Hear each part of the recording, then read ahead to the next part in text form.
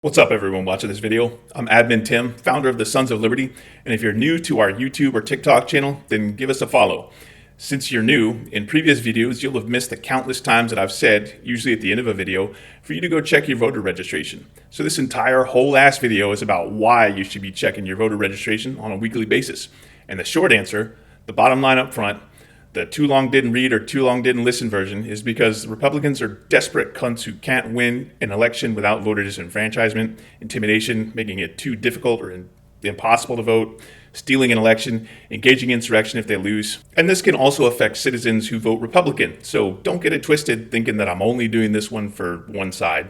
Well, I mean, I am, but voter registration is a nonpartisan issue, and BigSarge's oath to defend democracy didn't factor in your politics, which is more than I can say for y'all clown-ass MAGA traitors who thank me for my service until y'all find out that I'm a leftist progressive. And on that note, y'all don't get to use StopTheSteal anymore. We're taking that shit back from you. It's official, and that's the bottom line because Admin Tim said so. So fuck Donald Trump and fuck you and your stupid shitty MAGA cult, which is less of a ship of fools and more of a clown car of idiots. Now, every one of y'all should be checking your voter registration regardless of how often you vote or even if you voted in the primaries, because there are credible reports of people who were just recently active in their voting, who have current addresses displayed in their voting registry, who have been suspended or unenrolled, and about 1/3 of the U.S. population lives in states that can purge rolls based on inactivity, and they don't have to tell you either.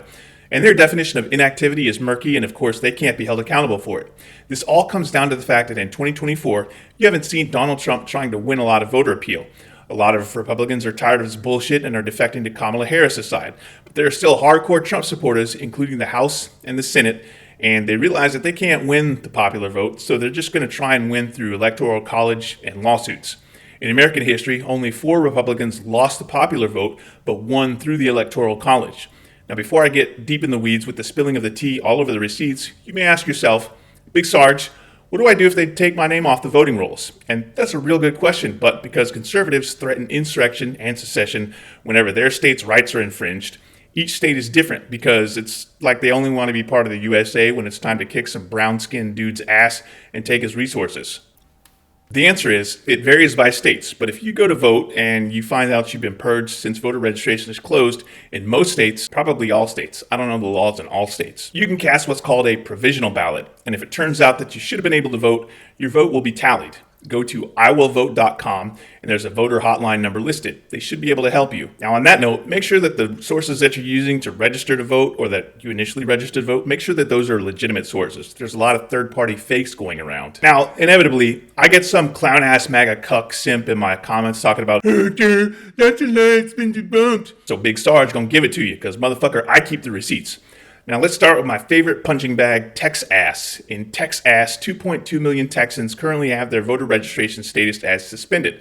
Allegedly, this happens in instances where their counties don't know their address or think that they moved, which often happens because either a voter registration card or a jury summons sent in the mail is returned as undeliverable. In Nebraska, openly closeted Senator Lindsey Graham skipped Senate votes so that he could try to convince the Nebraska governor to change the rules on Electoral College votes from its current apportioned system to an all-or-nothing system. So far, he appears to have been unsuccessful. So far.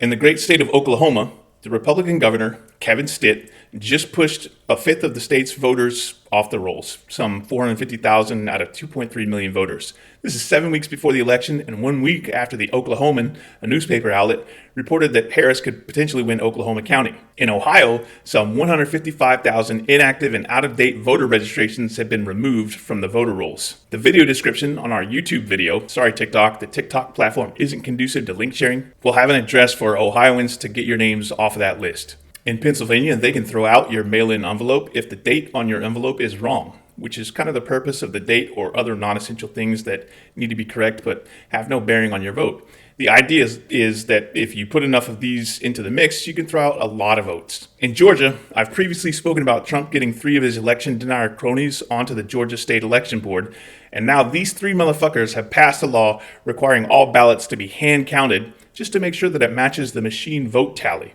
This is most likely illegal, and in court challenges, this will probably end up delaying everything until it gets fixed. In Florida, because you know that nothing bad ever happens without there being a corresponding Florida man behind the machinations, Not only is Governor Ron the Satanist trying to intimidate Democrat voters, but they're also using a highly unreliable AI platform called Eagle AI to challenge voter registration. Florida's Director of Elections, Maria Matthews, has instructed all local election officials to investigate roughly 10,000 Florida registered voters based on an unvetted list that an activist had emailed her. Now, I've mentioned before in other videos about being an indie filmmaker and a musician, so as an artist who supports other artists, I'm 100% against using AI for anything. But in a time where AI is already unreliable, Eagle AI stands out as being among the worst of an already shitty attempt to get people to use AI more often.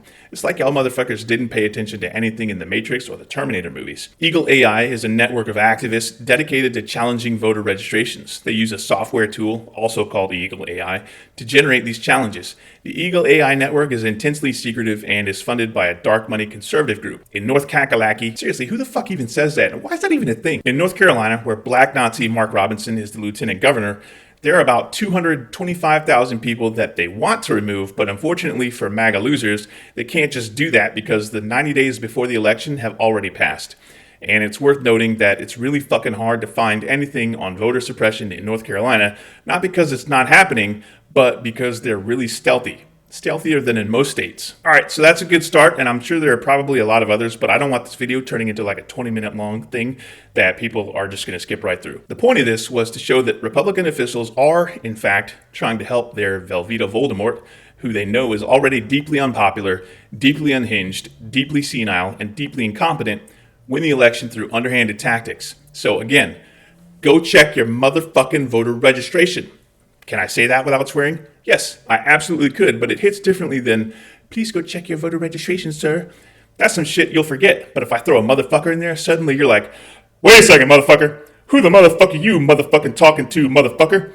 And you're less likely to motherfucking forget what a motherfucker just motherfucking said. The obligatory disclaimers. If you're offended by my salty language, then go play some Farmville and relax with the VeggieTales kiddies somewhere else.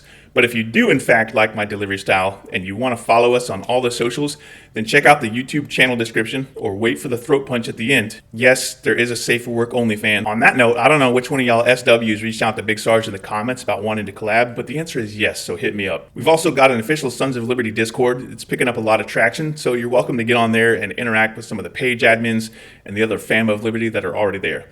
I may even start a Sons of Liberty D&D game and maybe stream it somehow. I don't know. Who can say? There's a Sons of Liberty merch store. We're looking at adding some new content like hats and bumper stickers and flags, maybe some patches and maybe some of BigSarge's foam knife hands.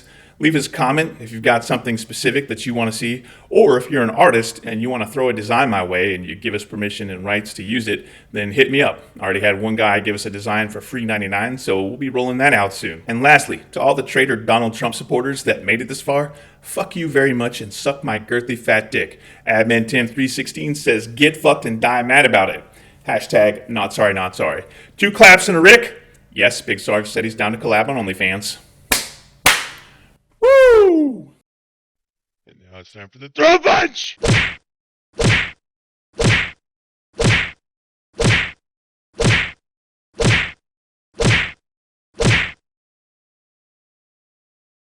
As a former traditional skinhead, which is completely different from being a neo-Nazi bonehead, I should do a video takedown of Mark Robinson and this idea of black Nazis.